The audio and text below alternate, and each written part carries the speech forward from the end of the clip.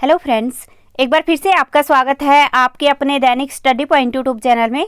और देखिए आज एक बार फिर एक वीडियो लेकर आए हैं और इस वीडियो में ना देखिए इसमें हरियाणा जीके के क्वेश्चन रहेंगे। तो देखिए फ्रेंड्स, अगर आप एचएसएससी के किसी भी एग्जाम की तैयारी करते हैं तो आप इस वीडियो को अवश्य देखना, क्योंकि इसमें ना ऐसे क्वेश्चन हैं जो आने वाले इन सभी एग्जाम के लिए उपयोगी हैं। तो देखिए, अगर आप सरकारी नौकरी का सपना देखते हैं तो 25 में से 9 का उत्तर दीजिए। तो चलिए देखते हैं आज का पहला क्वेश्चन। तो देखिए पहला क्वेश्चन है, हरियाणा के वृक्ष पुरुष के नाम से किसे जाना जाता है? तो देखिए वृक्ष पुरुष के नाम से देखा जाए किसे जाना जाता है तो ये जाना जाता है देवेंद्र सूरा को। इसमें ऑप्शन ए सही है। अगला क्वेश्चन है, अंबाला वायुसेना स्टेशन कब बनाया गया? तो देखिए अंबाला वायुसेना स्टेशन देखा जाए कब बनाया गया तो ये बनाया गया है 1948 में। इसमें ऑप्शन बी सही है। अगला क्वेश्चन है, फेमिना मिस हरियाणा 2019 का पुरस्कार किसने जीता? तो देखिए फेमिना मिस हरियाणा 2019 का पुरस्कार देखा जाए किसने जीता तो ये जीता है सोनल शर्मा ने। इसमें ऑप्शन बी सही है। अगला क्वेश्चन है, किसने शेख चहली की मृत्यु के बाद एक मकबरा बनाया था जिसे हरियाणा का ताजमहल भी कहा जाता है? तो देखिए शेख चहली की मृत्यु के बाद जो मकबरा बनाया जिसे हरियाणा का ताजमहल कहा जाता है ये बनवाया है दारा सिकोह ने। इसमें ऑप्शन सी सही है। अगला क्वेश्चन है, दारा सिकोह हरियाणा के किस जिले में रहता था? तो देखिए दारा सिकोह देखा जाए किस जिले में रहता था तो वह रहता था पलवल में। इसमें ऑप्शन डी सही है। अगला क्वेश्चन है, हरियाणा की वर्तमान में सचिव जनवरी 2020 की स्थिति में कौन है? तो देखिए हरियाणा की वर्तमान में जो सचिव है वह है केसनी आनंद अरोड़ा। इसमें ऑप्शन ए सही है। और देखिए ये तो पहले की है, लेकिन अब वर्तमान में देखा जाए तो वह आएगा विजय वर्धन। तो ये भी आपको ध्यान रखना है। ठीक है, देखिए वर्तमान में ना हरियाणा के सचिव विजय वर्धन है, ये आपको ध्यान रखना है। अगला क्वेश्चन है, संस्कृत में महाभारत किसने लिखा? तो देखिए संस्कृत में देखा जाए महाभारत किसने लिखा तो ये लिखा है महर्षि वेद व्यास ने। इसमें ऑप्शन बी सही है। अगला क्वेश्चन है, गुरु गोरखनाथ के द्वारा लिखी हुई पांडुलिपियों में कितने राग और कितने पद संकलित हैं? तो देखिए गुरु गोरखनाथ के द्वारा लिखी हुई पांडुलिपियों में ये हैं 49 राग और 52 पद। इसमें ऑप्शन ए सही है। अगला क्वेश्चन है, दर्पण कुछ ना बोलई ये किस साहित्यकार की रचना है? तो देखिए दर्पण कुछ ना बोलई ये रचना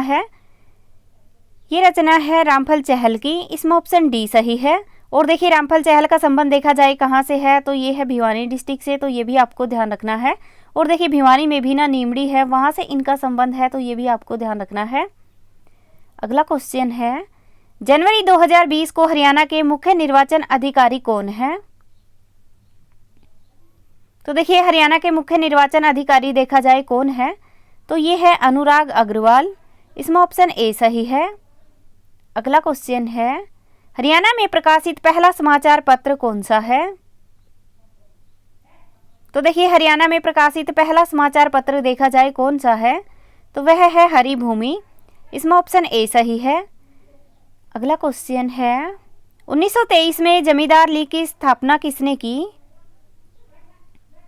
तो देखिए 1923 में जमींदार लीग की स्थापना देखा जाए किसने की तो ये की है सर छोटू राम ने। इसमें ऑप्शन सी सही है। अगला क्वेश्चन है, सुचेता कृपलानी एक प्रसिद्ध भारतीय स्वतंत्रता सेनानी थी, उसका संबंध किस जिले से है?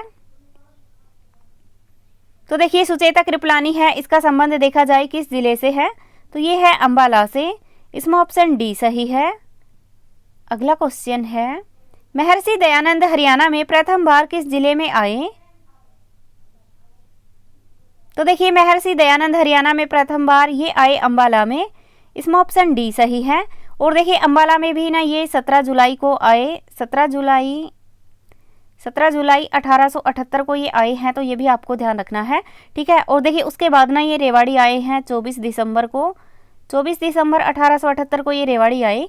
तो देखिए आपको ऑप्शन में देखना है, अगर ऑप्शन में अंबाला रहता है तो फिर ये सही करना है या फिर रेवाड़ी सही करना है।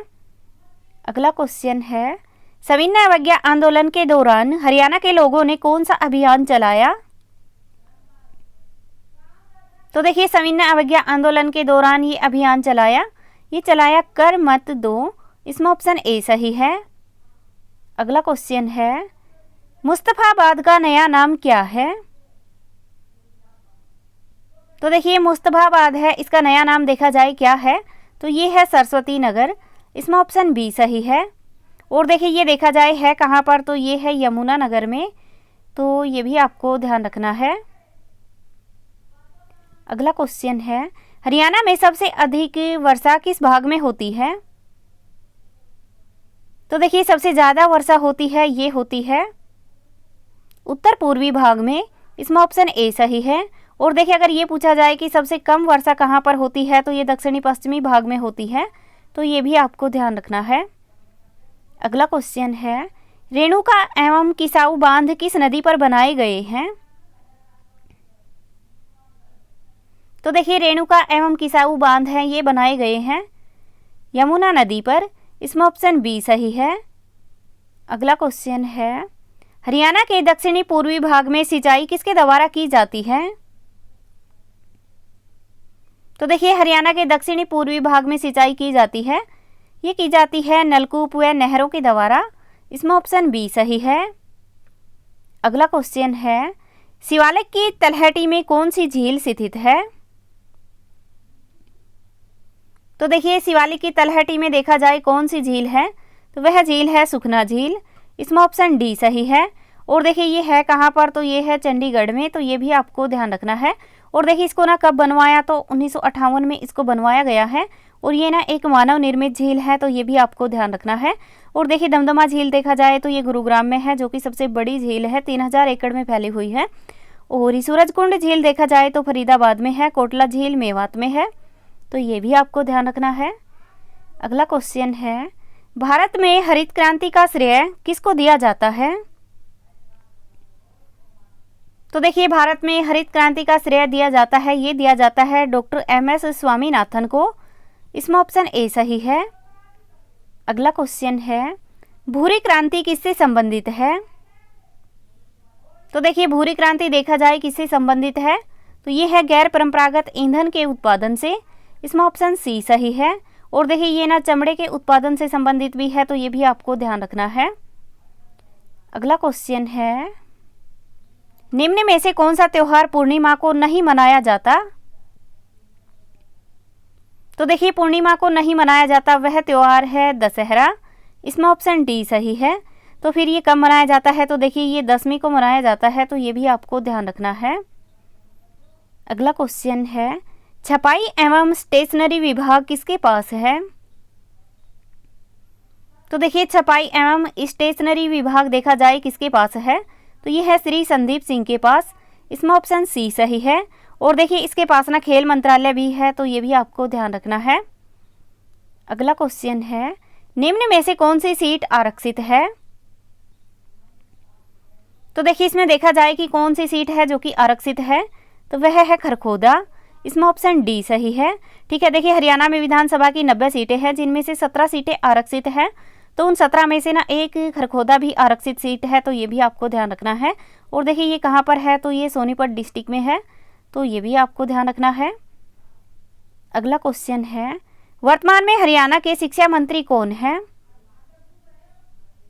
तो देखिए फ्रेंड्स इस क्वेश्चन का आंसर आपको कमेंट सेक्शन में कमेंट करके बताना है, ओके।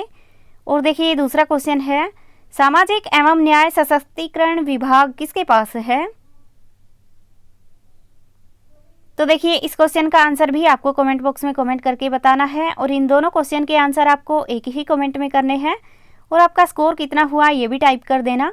तो देखिए फ्रेंड्स ये थी आज की हमारी वीडियो। ये वीडियो आपको अच्छी लगी हो तो इसे लाइक करना, शेयर भी कर देना। और अगर आप पहली बार हमारे चैनल पर आए हैं तो चैनल को सब्सक्राइब कर लेना और बेल आइकन के बटन को दबा लेना, ताकि हम कोई भी वीडियो डालें तो उसका नोटिफिकेशन आप तक आता रहे। Thank you.